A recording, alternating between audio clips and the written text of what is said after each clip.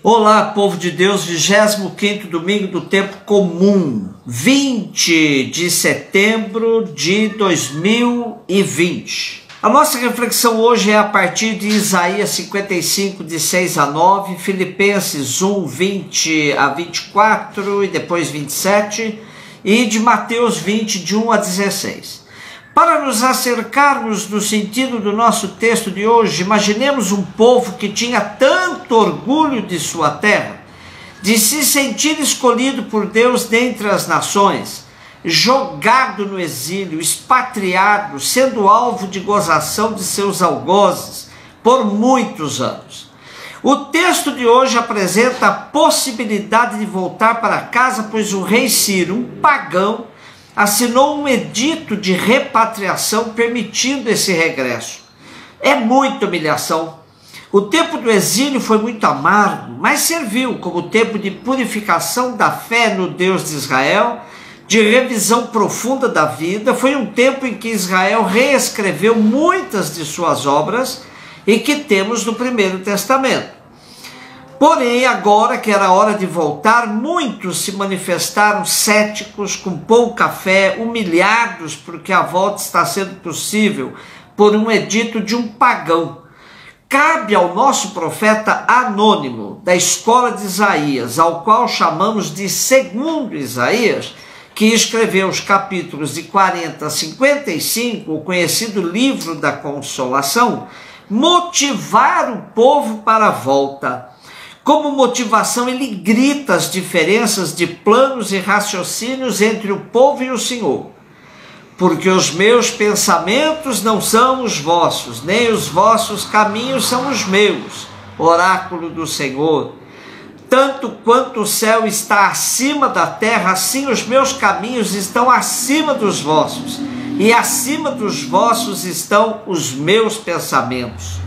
Neste contexto, ele alerta o povo dizendo: procurai o Senhor enquanto se pode encontrar, invocai-o enquanto está perto.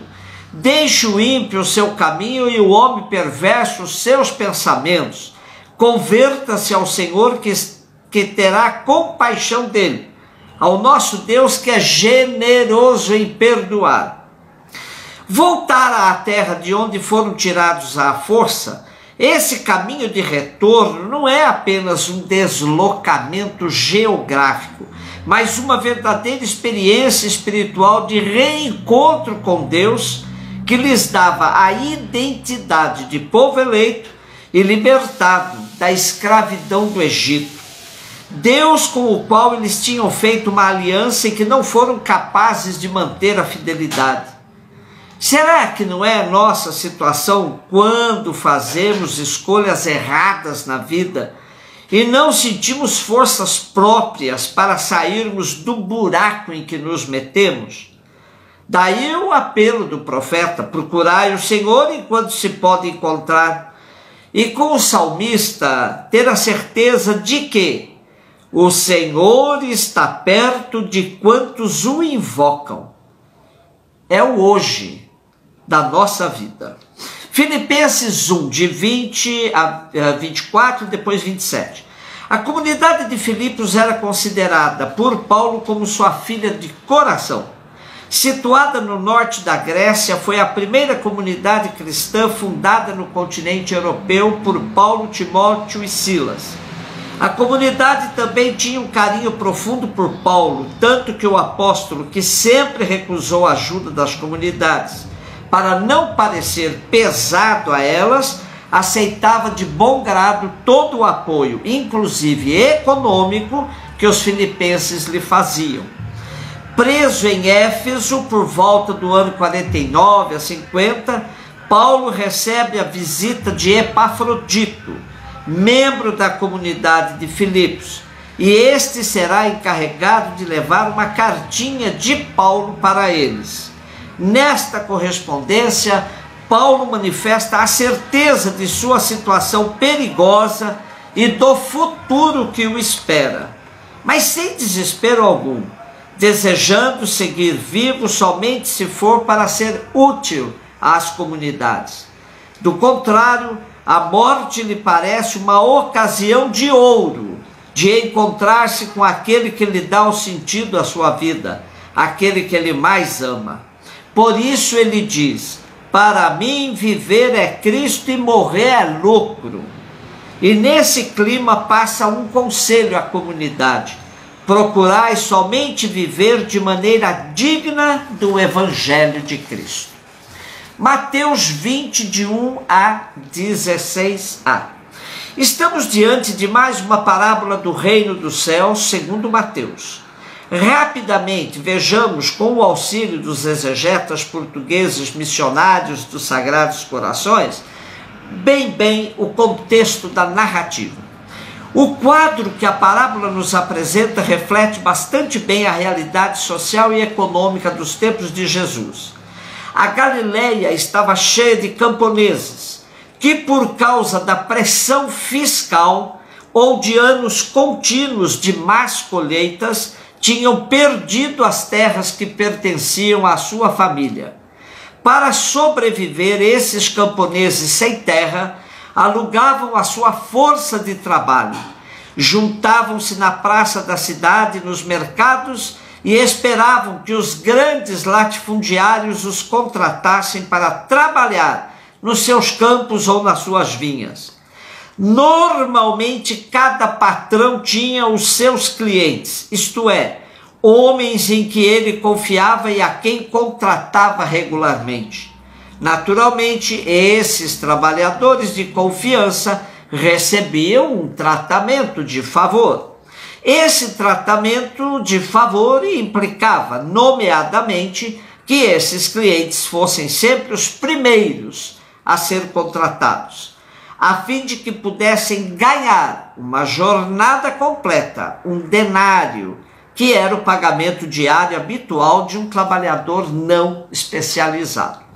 A parábola nos conta que um dia um desses proprietários de uma vinha contratou operários para o trabalho, começando bem cedo, de madrugada, e saindo ainda mais 4 vezes a buscar trabalhadores.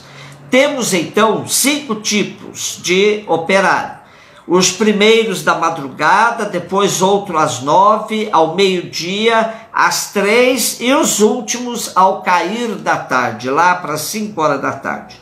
Com todos eles ajustou o preço de um denário, valor de uma jornada. O trabalho transcorreu normalmente durante o dia todo. Ao anoitecer, o dono da vinha disse ao seu capataz: chama os trabalhadores e paga-lhes uma diária a todos, a começar pelos últimos e acabar nos primeiros. A todos foi pago igual salário, uma moeda de prata, o que resultou numa murmuração daqueles que trabalharam desde a madrugada. Mas o dono da vinha explicou que estava pagando o que tinha sido combinado e perguntou aos trabalhadores da primeira hora: não me será permitido fazer o que eu quero com o que é meu? Ou serão maus os teus olhos porque eu sou bom? Algumas traduções dizem: está com inveja porque estou sendo bom? É claro que até a nós a parábola pode sugerir que o dono da vinha estava sendo injusto com os trabalhadores que se lascaram no trabalho um dia inteiro e ganharam o mesmo que aqueles que trabalharam apenas 1 hora. Aqui está o que a parábola quer nos ensinar. A justiça olha o mérito e paga a cada um segundo suas obras. A bondade está mais atenta à necessidade de cada pessoa e nos concede o que necessitamos, ainda que em justiça não mereçamos. O nosso texto denuncia a concepção de um Deus como um comerciante que contabiliza os créditos das pessoas e lhes paga em consequência. Deus não faz comércio com ninguém. É muita arrogância nossa pensar que Deus precisa da mercadoria que temos para lhe oferecer.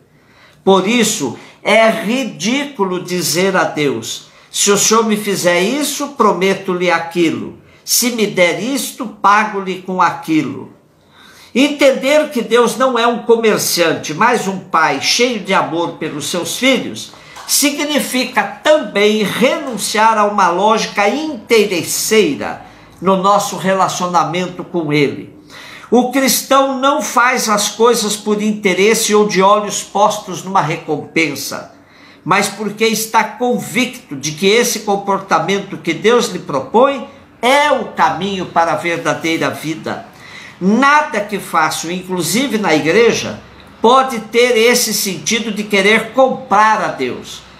Participo dos sacramentos, pago dízimo, faço romaria e outras práticas cristãs somente para manifestar minha gratidão a Deus, mas não para ganhar algo dele em troca, muito menos a vida eterna. Na época de Jesus, sobretudo os fariseus pensavam que a fidelidade a Deus e aos seus mandamentos mereceria uma recompensa e tanto maior quanto maior a antiguidade e a qualidade dos serviços prestados a Deus. O amor de Deus é totalmente gratuito, não tem preço, não é uma mercadoria que esteja à venda. Minha vida e prática religiosa devem ser marcadas pela gratidão e nunca por interesses.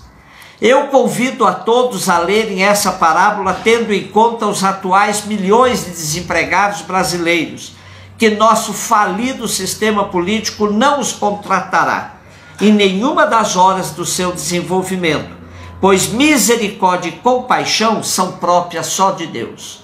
Um beijo no seu coração.